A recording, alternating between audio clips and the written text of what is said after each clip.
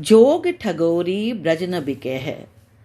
संप्रति हम भ्रमर गीत सार की पद संख्या 24 पर बात करेंगे। गोपिकाओं और उद्धव के मध्य संवाद जारी है।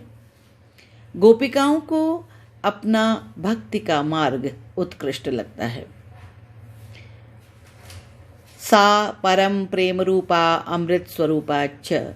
भक्ति का मार्ग अमृतमय मार्ग है, वह प्रेममय मार्ग है।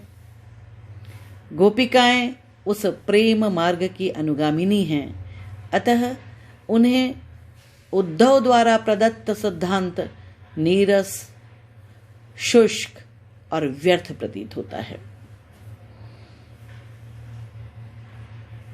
वो सीधे सीधे दो दो हाथ करती हुई उद्धव से कहती हैं, जोग ठगौरी ब्रज न बिकै है।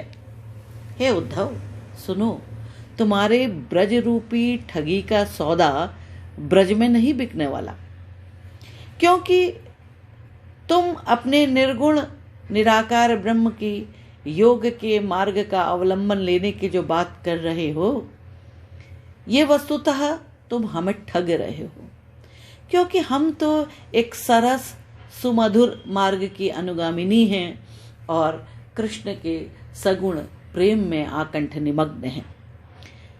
इसके बदले तुम हमें उस नीरस कंटकाकीर्ण मार्ग का अवलंबन करने की बात कर रहे हो, तो हम इतनी मूर्ख नहीं हैं। तुम्हारा ये ठगी का सौदा इस ब्रज में चलने वाला नहीं है। यह व्यापार तिहारो ऊधो ऐसो ही फिर जय है। हे उद्धव, एक बात सुनो, ये जो तुम्हारा व्यापार है ना, ऐसा का ऐसा ही वापस चला जाएगा। तुम्हारी किसी भी बात को इस ब्रज की कोई भी गोपी गोप मानने को प्रस्तुत नहीं होगा। उद्धव से इन्होंने उद्धव के सिद्धांत को व्यापार की संज्ञा दी है। उद्धव गोपिकाओं की शांति के बदले, शांति के लिए योग मार्ग को मानने की बात कर रहे हैं, कृष्ण के सगुण स्वरूप को छोड़ने की बात कर रहे हैं। पर जो गोपिकाओं ने कृष्ण से प्रेम किया है, वहां कहीं लेन देन का व्यापार नहीं है। व्यापार में लेन देन चलता है, आप देंगे, उसके बदले आपको कोई वस्तु मिलेगी।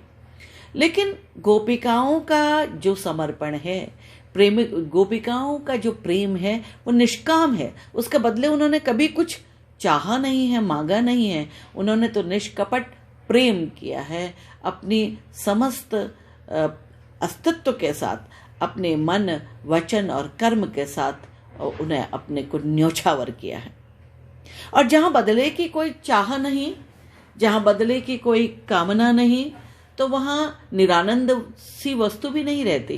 क्योंकि आपका जब कहीं चाहने की इच्छा हो, कहीं अभिप्सा हो, तो उसका वो न मिलने पर अभाव खटकता है। गोपिकाओं ने तो कभी कुछ मांगा ही नहीं, केवल कृष्ण को ही ध्याया है, कृष्ण को ही पाया है। और कृष्ण चले गए हैं तब भी निरंतर उनके ध्यान में कृष्ण की मूर्ति बसी हुई है। तो उन्होंने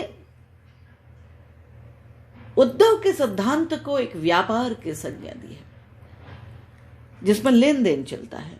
गोपिकाओं कृष्ण के मध्य कोई लेन देन है नहीं, केवल सर्वस्व न्योछावर होने का भाव है, सर्वस्व समर्पण का भाव है। तो ऐसी स्थिति में जब कहीं कोई अभाव ही नहीं है, तो वो कोई अन्य वस्तु लेंगे क्यों? इसलिए कहती हैं कि तुम्हारा ये व्यापार तो ऐसे ही चला जाएगा। इस ब्रज में कोई भी इसे ग्रहण करने के लिए प्रस्तुत नहीं होगा। आगे वो कहती हैं, जापै ले आए हो मधुकर, ताके और न समय है। और तो और अब हम क्या कहें, हे भ्रमर, तुम ये जो योग रूपी ठगी का सौदा जो तुम कहते हो, जिसके कहने पर यहाँ आया है, ये तो उसके भी हृदय में नहीं समाएगा। अर्थात उस कृष्ण को भी इस योग का मार्ग अच्छा नहीं लगेगा, क्योंकि कृष्ण तो प्रेम के लिए अपने अनन्य चिंतन के लिए स्वयं ही कहते हैं।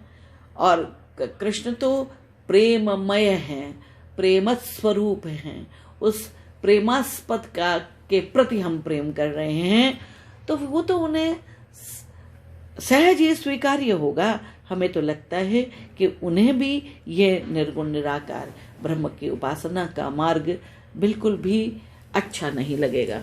और वास्तव में स्वयं कृष्ण ने अपने मुख से भी निर्गुण निराकार ब्रह्म की उपासना के कठिनता का वर्णन किया है कि क्लेशो अधिकतरस्तेषाम् अव्यक्ता सक्त चेतसाम अव्यक्ता ही गतर दुखम देहवत भिर्वाप्यते।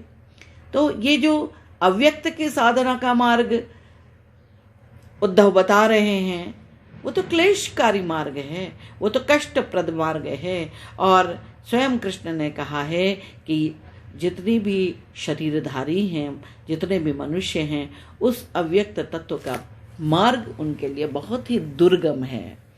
तो जब कृष्ण स्वयं ही ये कहते हैं तो फिर कैसे वो निर्गुण निराकार ब्रह्म की उपासना के लिए हमें प्रेरित करेंगे। इसलिए वे उद्धव को सावधान करते हुए कहती है कि ये तो हम भली बात ही जानते हैं कि तुम जो कह रहे हो कि कृष्ण ने तुम्हें योग मार्ग का अवलंबन सिखाने के लिए हमारे पास भेजा है, हमें तो लगता है ये तो उनको भी अच्छा नहीं लगेगा, उनको भी ये उनके मन के अनुरूप ये बात नहीं होगी। अग्रिम पंक्तियों में वो योग मार्ग के निस्सारता को बताती है कि दाख छाड़ी के कटुक निमोरी को अपने मुख है। अरे एक बात बताओ कि द्राक्षा को छोड़कर, यानी बड़े मीठे अंगूरों को छोड़ करके ये कटुक निबोर, ये कड़वी नीम कौन अपने मुंह में रखेगा। जब कृष्ण का अमृत स्वरूपी प्रेममय भक्ति का मार्ग हमें सहज प्राप्य है, जब हम उस मार्ग से कृष्ण का अवलंबन कर रही हैं, तो ये कंटकाकीर्ण योग का मार्ग कड़वी निबोरी को ही अपने मुंह में रखने जैसा है। तो बताओ कि कौन इसे अपने मुंह में खाएगा। यानी कृष्ण की प्रेम को छोड़कर कौन निर्गुण ब्रह्म की योग साधना करेगा। मूली के पातन के केना का मुक्ता हृदय है। ये बताओ कि मूली के पत्ते जो कि शाक सब्जी में सबसे निकृष्ट होते हैं, उनके बदले में, और जो कभी कभी मूली के साथ सब्जी विक्रेता उसे मुफ्त में भी दे देता है, निःशुल्क भी दे देता है, तो ऐसा बिल्कुल जो एक निर्मूल्य जो पदार्थ है, तो मूली के पत्तों के बदले क्या कोई अपना मोती देगा। कथन का तात्पर्य यह है कि हमारे लिए तो कृष्ण का सगुण कृष्ण के सगुण साकार स्वरूप की आराधना मोती के समान बहुमूल्य है, और तुम्हारे निर्गुण निराकार की योग साधना हमारे लिए मूली के पत्तों के समान बिल्कुल मूल्यहीन है। तो बताओ क्या हम कोई मूल्यवान वस्तु तुम्हारी इस मूल्यहीन या निरर्थक या व्यर्थ के बदले में देगी। हम इतनी मूर्ख नहीं हैं, क्योंकि ये अमृतमय मार्ग का अवलंबन, इस सीधे साधे सरल राजमार्ग का अवलंबन कौन छोड़ेगा। सूरदास प्रभु गुण ही छाड़ के को निर्गुण निर्भय है। ये बताओ कि उद्धव सगुण प्रभु श्री कृष्ण को छोड़कर, गुण ही जो गुणवान हैं उनको छोड़कर कौन निर्गुण की उपासना करेगा, कौन इस निर्गुण ब्रह्म की उपासना करेगा। अर्थात गोपिकाओं ने उद्धव के किसी भी सिद्धांत को न तो स्वीकार करने की बात दूर, सुनने से उसको इनकार किया है, और सीधा सीधा उन्हें योग रूपी ठगी का सौदा कहकर उन्हें लज्जित किया है।